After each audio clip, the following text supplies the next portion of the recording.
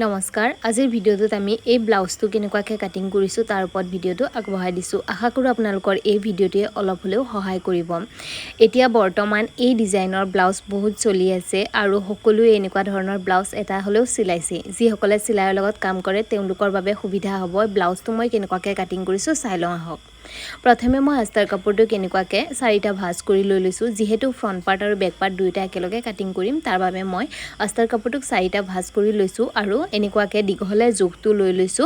16 inch যেহেতু আমাৰ final জোখটো 14 inch হ'ব তাৰ বাবে মই 2 ইঞ্চ অভাৰ লৈছো আৰু লৈ প্লাই এনেকুৱাকৈ সমানকৈ কাপোৰটো কাটিং কৰি লৈছো এই আস্তাৰ কাপোৰটো মই চাৰিটা ভাঁজত ভাঁজ কৰি লৈছো আৰু আপোনালোকেও যদি ফ্ৰন্ট পাৰ্ট বেক পাৰ্ট একেলগে কাটিং কৰে তেন্তে চাৰি ভাঁজ কৰি ল'ব এতিয়া আমি 5.75ত এটা চিন দি লৈছো শোল্ডাৰৰ চিনটো তাৰ পৰা আমি তলফালে এনেকুৱাকৈ 6.5 ইঞ্চত এটা চিন দিম ধুনিয়াকৈ আৰু সমানকৈ এটা সিধা আঁচ পাৰি লৈছো এয়া এতিয়া আমি 6.5 ইঞ্চত য'ত চিন দিছিলো তাৰ পৰা এনেকুৱাকৈ আমি 9 ইঞ্চত এটা চিন দি লৈছো এইটো যেহেতু 36 সাইজৰ ব্লাউজ হয় তাৰ বাবে মই 9 ইঞ্চ লৈছো লগতে প্লাস 2 ইঞ্চ লৈছো মাৰ্জিঙৰ বাবে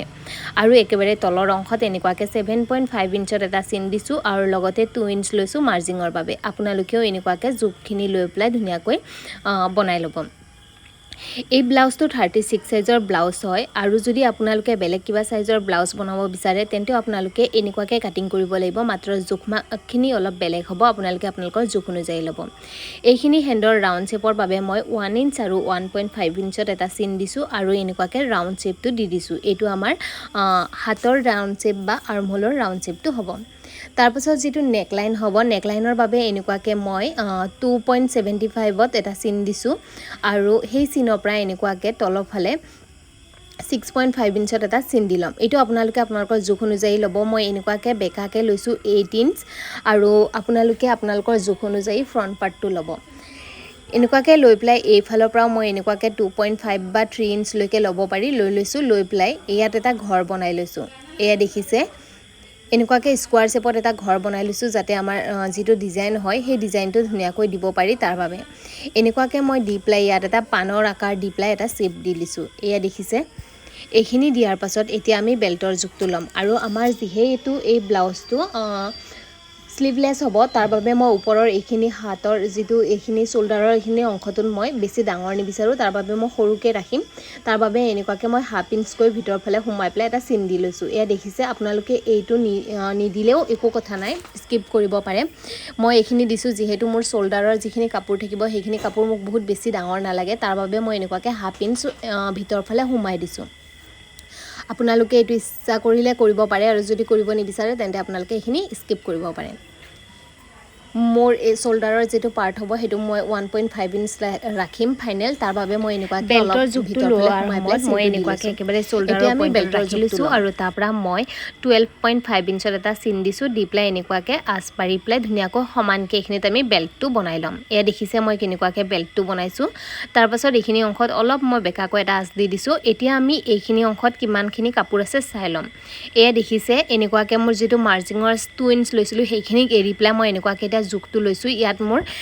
8.25 আছে তাক মই 3 ভাগ কৰি লৈছো 3 ভাগ কৰি প্লাই আমি যিমানখিনি পাম সেইখিনি লৈ লৈছো আপোনালোকে আপোনালোকৰ জোখ অনুযায়ী বেল্টটো এনেকুৱাকৈ ল'ব আৰু বেল্টৰ এইখিনি অংশত যিমান থাকিব সেইখিনিক আপোনালোকে 3 ভাগ কৰি লৈ ল'ব তাৰ পাছত যেটো আৰ্মহোলৰ ৰাউণ্ড শেপ আছে তাৰ পৰা মই এনেকুৱাকৈ 2.5 ইঞ্চত এটা চিন দি লৈছো দি প্লাই এনেকুৱাকৈ পইণ্ট কেইটা মিলাই প্লাই এটা ৰাউণ্ড শেপ দি প্লাই মই এইখিনি যেটো আমাৰ ডাবল প্লেট কাটৰি ব্লাউজৰ শেপ হ'ব সেই শেপটো দি দিছো এয়া দেখিছে এইখিনি হোৱাৰ পাছত এতিয়া আমি কাটিং কৰি লম যিখিনি চিন লৈছো আমি সেই চিন অনুযায়ী কাটিং কৰিম প্ৰথমে আমি একেবাৰে বাহিৰৰ চিনটো যেটো লৈছো জোখমাক লৈ প্লাই বাহিৰৰ চিনে চিনে এনেকুৱাকৈ কাটিং কৰি লম এইখিনি কাটিং কৰি হোৱাৰ পাছত যেটো আমি চাৰিটা ভাঁজ কৰি প্লাই লৈছিলো তাৰ বাবে ইয়াৰ পৰা যেটো মাজৰ অংশ হয় সেই মাজৰ পাৰ্টটোক আমি আঁতৰাই লম আৰু এতিয়া আমাৰ দুভাঁজ কৰা আছে সেই দুভাঁজৰ ওপৰত এনেকুৱাকৈ আমি যেনেকুৱাকৈ জোখমাকখিনি গুটেখিনি লৈ লৈছো সেই জোখমাকৰ মতে গুটেখিনি কাটিং কৰি প্লাই পাৰ্ট কেইটা উলিয়াই লম ইয়াৰ পৰা আমাৰ তিনিটা পাৰ্ট উলিয়াব লাগিব আমি তিনিটা পাৰ্ট ধুনিয়াকৈ উলিয়াই লম আৰু যেটো মাজৰ পৰা যেটো কাপোৰৰ টুকুৰা আমি সাইড কৰি ললো হেতু আমি বেক পাৰ্টৰ বাবে ৰেডি কৰিম এতিয়া আমি একেবাৰে ওপৰৰ পাৰ্টৰ তলৰ পাৰ্টটো আঁতৰাই লৈছোঁ এতিয়া আমি এই মাজৰ পাৰ্টটোক অলপ ডাঙৰকৈ কাটিং কৰিম যেহেতু এইটো ডাবল প্লেট কাটৰি ব্লাউজ হ'ব তাৰ বাবে এই পাৰ্টটোক আমি অলপ ডাঙৰকৈ কাটিং কৰিব লাগিব এতিয়া আমি এই পাৰ্টটোক এনেকুৱাকৈ মেইন কাপোৰৰ ওপৰত ৰাখি লৈছোঁ যিটো আমি আস্তাৰ কাপোৰ লৈছোঁ এক্সট্ৰাকৈ সেই কাপোৰটোৰ ওপৰত ৰাখি পেলাই এনেকুৱাকৈ একেবাৰে তলৰ অংশত এনেকুৱাকৈ 1 ইঞ্চ অভাৰ লৈছোঁ দুয়োটা সাইডে এয়া দেখিছে মই কেনেকুৱাকৈ লৈছোঁ দুয়োটা সাইডে মই 1 ইঞ্চকৈ অভাৰ লৈছোঁ একেবাৰে তলৰ অংশত এনেকুৱাকৈ 2 ইঞ্চ আকৌ বহলাই লৈছোঁ তো দুয়ো সাইডে এনেকুৱা 2 ইঞ্চকৈ দীঘলকৈ লৈ লৈছোঁ আৰু ওপৰৰ যিটো অংশ আছে সেই অংশকেইটাত হাফ ইঞ্চকৈ লৈ পেলাই এনেকুৱাকৈ এই পাৰ্টটোক আমি অলপ ডাঙৰকৈ লৈ লৈছোঁ এয়া দেখিছে মই কেনেকুৱাকৈ কৰিছোঁ আপোনালোকেও এনেকুৱাকৈ কৰি ল'ব ধুনীয়াকৈ খুব ইজি হয় দেখিবলৈ টান যেন লাগে কিন্তু ব্লাউজটো এবাৰ কাটিং কৰে যে যদি গম পাব ব্লাউজটো ইমানো টান নহয় কাটিং কৰিবলৈ এয়া দেখিছে পাৰ্টকেইটা আমি এনেকুৱাকৈ অভাৰকৈ লৈ ল'লোঁ এতিয়া এই জোখ অনুযায়ী যেটো আমি অভাৰ চিন দিছো সেই জোখ অনুযায়ী ধুনিয়াকৈ কাটিং কৰি উলিয়াই লম আপোনালোকেও এনেকুৱাকৈ ধুনিয়াকৈ উলিয়াই ল'ব এইটো ডাবল প্লেট কাটৰি ব্লাউজ হয় আৰু এই ব্লাউজটো দেখিবলৈ বহুত টান যেন লাগে কিন্তু আপোনালোকে যদি এবাৰ নিজে ট্ৰাই কৰে খুব ইজি হয় এবাৰ ট্ৰাই কৰি চাব আৰু যিসকলে কাটিং আৰু ষ্টিচিঙৰ লগত ৰিলেটেড কাম কৰে তেওঁলোকে ভিডিঅটো যদি সম্পূৰ্ণকৈ চাই আৰু অলপ নিজে ট্ৰাই কৰে তেন্তে খুব ধুনিয়াকৈ কাটিং কৰিব পাৰিব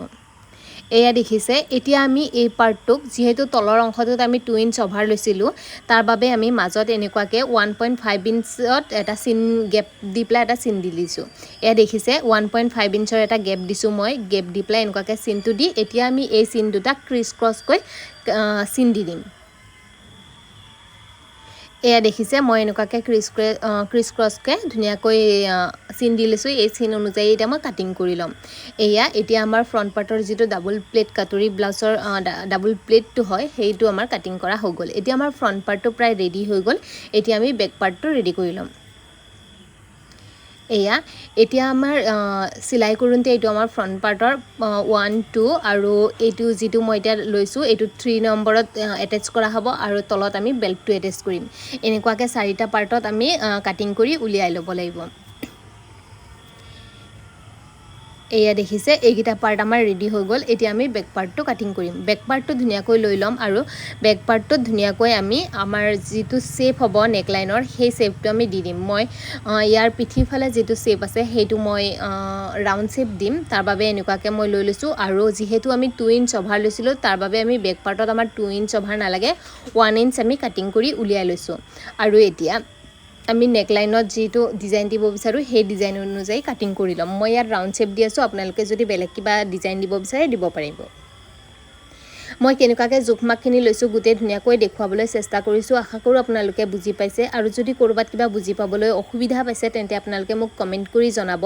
মই সেইখিনি আৰু ভালকৈ বুজাই দিবলৈ চেষ্টা কৰিম আৰু যিসকলে কাটিং আৰু ষ্টিচিঙৰ লগত ৰিলেটেড কাম কৰে যদি কাটিং শিকিব বিচাৰে তেন্তে আপোনালোকে মোৰ পেজটো বা চেনেলটো সাবস্ক্ৰাইব কৰি ল'ব এই চেনেলটোত মই কাটিং এণ্ড ষ্টিচিঙৰ লগত ৰিলেটেড বিভিন্ন ধৰণৰ ভিডিঅ' দি থাকোঁ আৰু আপোনালোকে কেনেকুৱা ধৰণৰ ভিডিঅ' চাব বিচাৰে মোক কমেন্ট কৰি জনাব মই সেইবোৰ ভিডিঅ' দিবলৈ চেষ্টা কৰিম এয়া এতিয়া আমাৰ ব্লাউজটো কাটিং কৰি কমপ্লিট হৈ গ'ল নেক্সট ভিডিঅ'ত মই এইটো কেনেকুৱাকৈ সিলাই কৰিছোঁ সেইটো দিম থ্যাংক ইউ